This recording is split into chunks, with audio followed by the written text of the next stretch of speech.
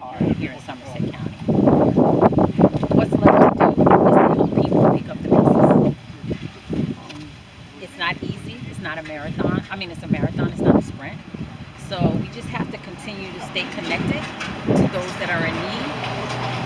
Continue to work with the partnerships with FEMA, Red Cross, other nonprofit agencies that can help with regards to helping these people put their lives back together.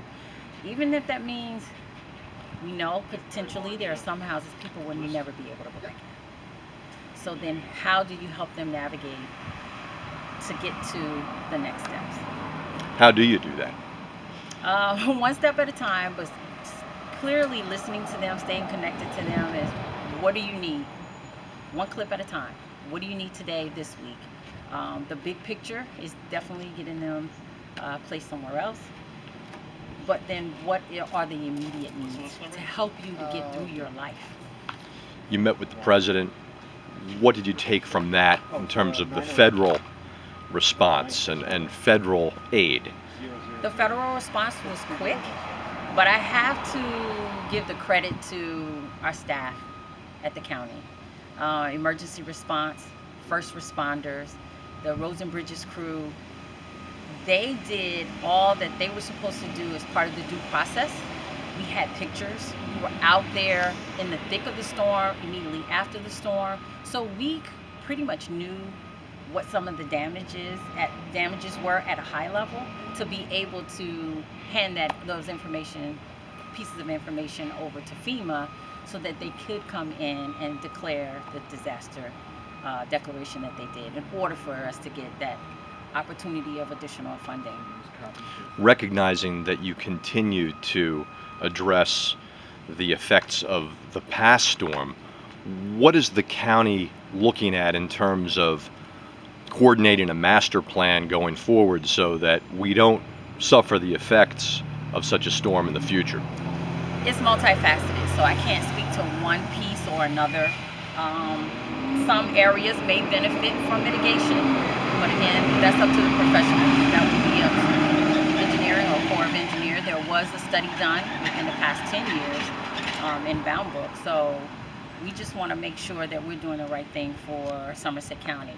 As you know, it's the fourth storm in 2 decades, so they're coming quicker and more furious.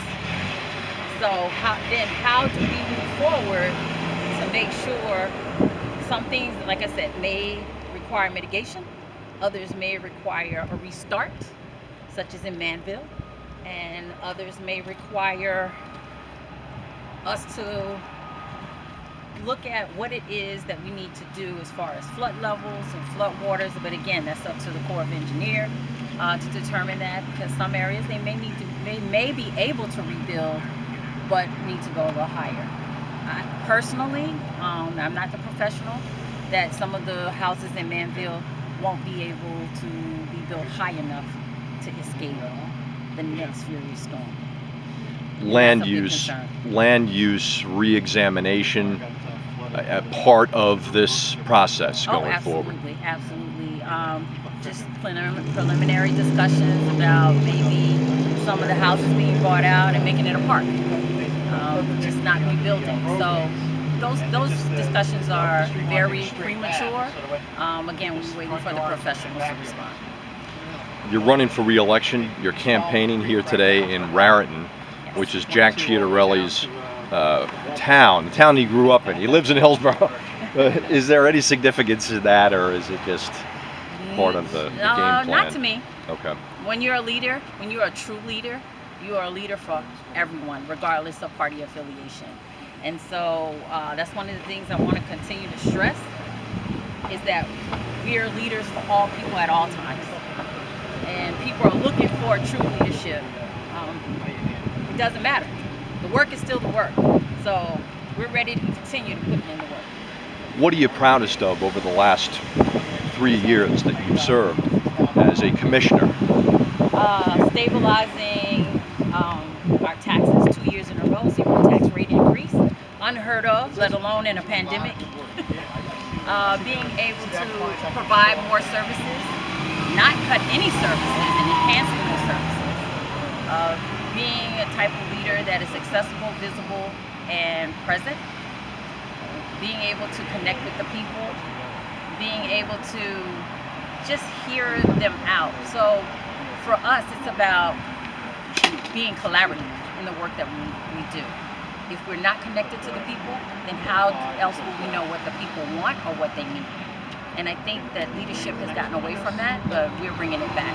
So I think of it as customer service to government. What's the most significant difference in how you are running the county and the Republicans? You mentioned that you're really prioritizing constituent service and accessibility, but in terms of the vision of the county and some of the initiatives you've undertaken, where is there a significant difference? Why should Democrats, or why should voters say the Democrats should be restored to office here to control Somerset County? I think I'll have the people answer that question. I don't want to talk too much about what the Republicans have done or didn't do. That's just not my forte.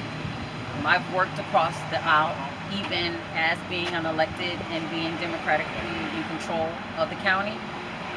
Again, the work is the work. So if we can find leaders, regardless of what party affiliation, who are willing to do the work, and I believe that we are doing just that, then we should be reelected into office.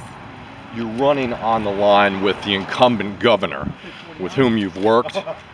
Why should Somerset residents vote for the Democratic ticket going all the way up to the top?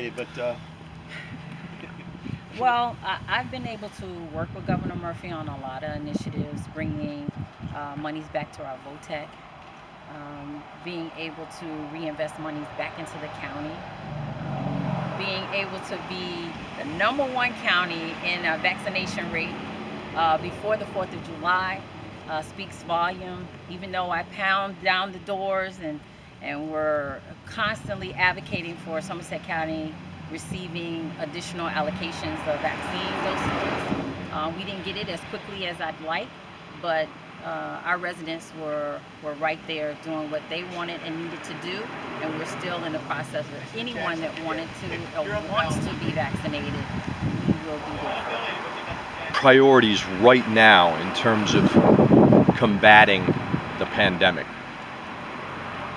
or any specific challenges that have come up? Challenges, and I think this is systemic, is letting people know what those services are and how they can get access to those services.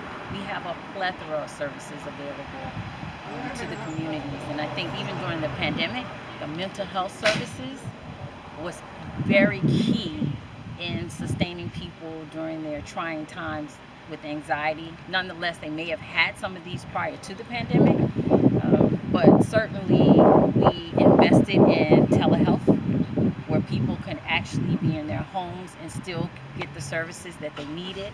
We built up that infrastructure there. We continue to provide Meals on Wheels. We continue to check on our senior population. So those are some of the things that, going back to your other question as well, some of the things that we're proud of that we were able to accomplish. So I think we've been battle tested. So, and our leadership has prepared us to take on such things as the pandemic and the storm. So I'll let the residents be the judge of that, but as a resident myself, and if I had to pat myself on the back, we've done a hell of a job. Thank you, Commissioner, for your time today. Thank you.